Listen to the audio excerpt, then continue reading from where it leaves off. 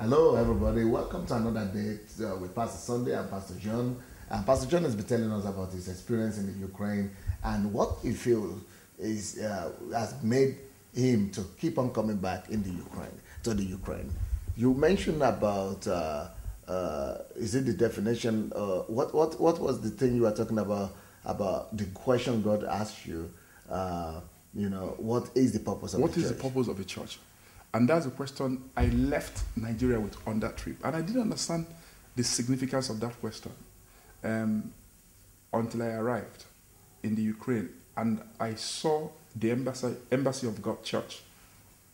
Then I understood where God was heading to. What is the purpose of a church? Coming to Ukraine in 2006 helped me to understand the purpose of a church. The church is a breeding ground for deliverers. What does that mean? It simply means that it's the answer to all of societal problems. The church raises people that can resolve every issue in society. When the Bible says we are the light and salt of the earth, what it simply means is that the members of the church, when they are well trained and equipped, there is no problem in their society they cannot solve. Brilliant. And that's why they actually exist. So that as many problems as exist in society, God can raise many people. The church is a platform that raises the men and women that can go into every nook and cranny of society and resolve all the problems of society. So that it becomes a breeding ground for deliverers, because each member of the church, potentially, if well equipped, is a deliverer to a particular aspect of society. And it's through their lives and obedience that God actually writes into that aspect of society. And another way to look at it is a training ground, an equipping ground for believers, in the sense that I came to understand that a pastor's primary, and that's what Pastor Sunday was demonstrating, was to equip the saints to be able to go into society and represent God well, to equip them. And the equipping can be initial for some. Some people are called to the world of politics, for example.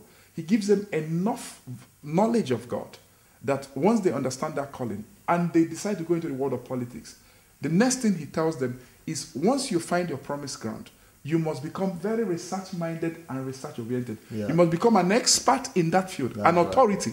It's not just speaking by faith. You have to acquire knowledge. You have to become somebody that can be considered an expert in your area of calling. It's a lot of hard work.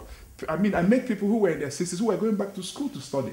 It gave me a new sense, and I mean, there's a point I want to remember here, but I hope I don't, personally transform it. I want to come back there. But basically, now I found out why people were going to school. The age was immaterial. In fact, it helped me to understand the purpose of education. Because before then, the way education, where I was coming from, is as if you go to school to acquire degrees. In my own home, my parents said they wanted 2 medical doctors. So we had a senior brother, a doctor, my immediate elder brother is a doctor. But then I understood that the purpose of education was to equip a person to fulfill their destiny in God. You pursue education not for the degree, but to acquire knowledge, to equip you to make a difference in that aspect of society. Brilliant. And the other thing that I found amazing, I don't want to forget this part, is the way people testified about their past.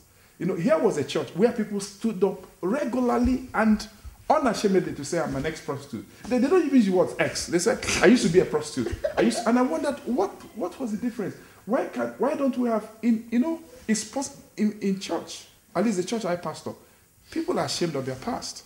Now, one can look at it, but what makes people stand up and say, I was a prostitute for 5 years, 15 years, 20 years, I was a thief. I'd never seen it like that. I was a robber. And they can say in church, all the prostitutes here, former prostitutes, stand up, and they'll stand up and come to the platform. What kind of gospel? And I said, it must be that the gospel that was shared with them is different from the way we had received the gospel. Because maybe we hadn't dealt with our past well, or maybe we have not been totally delivered. We are not totally delivered, or maybe the pastor is not transparent enough to share from his own experiences. But because of that level of freedom in church, I don't know how to explain it, but there was a level of freedom that I saw that I had never seen before. People were really free to talk. And then most of them, because their promised land was intersection of pain and pleasure, it was those areas where they were coming from that they were being sent back by God to go and resolve. And because they were free to talk about it, they could profess solutions. But imagine that if you had people where God was calling them, they're ashamed of it, they can't talk about it. Maybe that's why society is in trouble in many parts of the world. Wow. That's good.